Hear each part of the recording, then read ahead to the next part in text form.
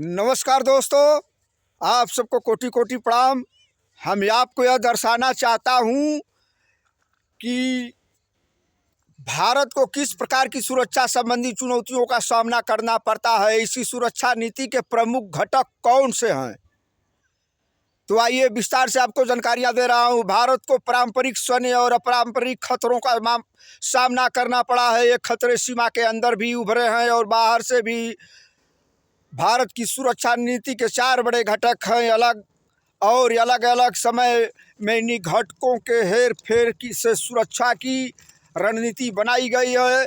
सुरक्षा नीति का पहला घटक है सैन्य क्षमता को मजबूत करना, क्योंकि भारत पर पड़ोसी देशों के हमले होते रहते हैं। पाकिस्तान ने 1947, 1948, 1965 और 1971 तथा 1999 में और चीन ने सन 1962 में भारत पर हमला किया। दक्षिण एशियाई इलाके में भारत के चारों ओर परमाणु हथियारों से लैस देश हैं।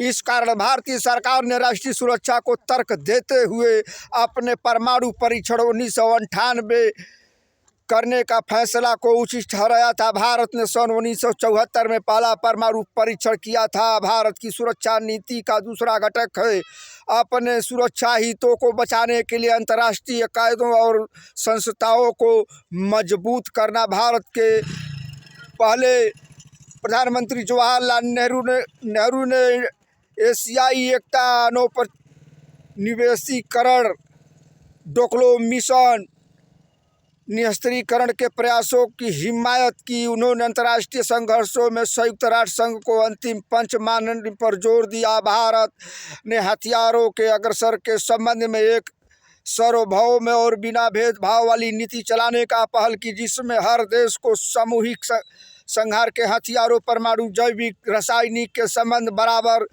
के अधिकार और दायित्व हैं। भारत ने नौ अंतर्राष्ट्रीय आर्थिक व्यवस्था की मांग उठाई और सबसे बड़ी बात है कि दो महाशक्तियों की गुटबाजी से अलग उसने गुट निरपेक्षता के रूप में विश्व शांति का तीसरा विकल्प सामने रखा। भारत उन 160 देशों में शामिल है जिन्होंने 1997 के क्योटो प्रोटोकॉल पर हस्ताक्षर किए हैं। क्योटो प्रोटोकॉल में वैश्विक ताप वृद्धि पर काबू रखने के लिए ग्रीन हाउस गैसों के उत्सर्जन को कम करने के संबंध में दिशा निर्देश बताए गए हैं।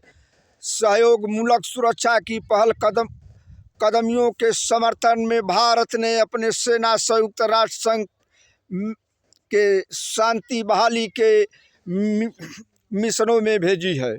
भारत की सुरक्षा रणनीति का तीसरा घटक है देश की अंदरूनी सुरक्षा समस्याओं से निपटने की तैयारी। नागालैंड, मिजोरम, पंजाब और कश्मीर जैसे क्षेत्र में कई उग्रवादी समूहों ने उस समय पर इन प्रांतों पर भारत से अलगाने की कोशिश की है। भारत ने राष्ट्रीय एकता को बनाए रखने के लिए लोकतांत्रिक राजनीतिक व्यवस्था को अनुरूप किया है। यह व्यवस्था विभिन्न समुदाय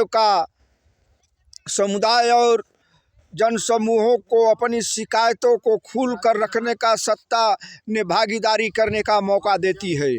भारत में अर्थव्यवस्था को इस तरह विकसित करने के प्रयास किए गए हैं कि बहुसंख्यक नागरिकों को गरीबी और अभाव से मुक्ति मिले, ताकि नागरिकों के बीच आर्थिक असमानता ज़्यादा न हो, जो कि भारत की सुरक्षा रणनीति का चौथा घटक है। हालांकि ये प्रयास ज़्यादा सफल नहीं हुए हैं। भारत अभी गरीबी और यहाँ असमानताएं मौजूद है, फिर भी लोकतांत्रिक राजनीति से ऐसे अवसर उपलब्ध हैं कि गरीबी और वंचित नागरिकों अपनी आवाज़ उठा सकते हैं। लोकतांत्रिक रीति के निर्वाचित सरकार के ऊपर आर्थिक वृद्धि के माननीय विकास का सहगामी बनाने का दबदबा होता है। इस प्रकार लोकतंत्र केवल राजनीतिक आदर्श नहीं है, लोकतांत्रिक शासन जनता को ज़्यादा सुरक्षा उपलब्ध कराने का साधन भी है।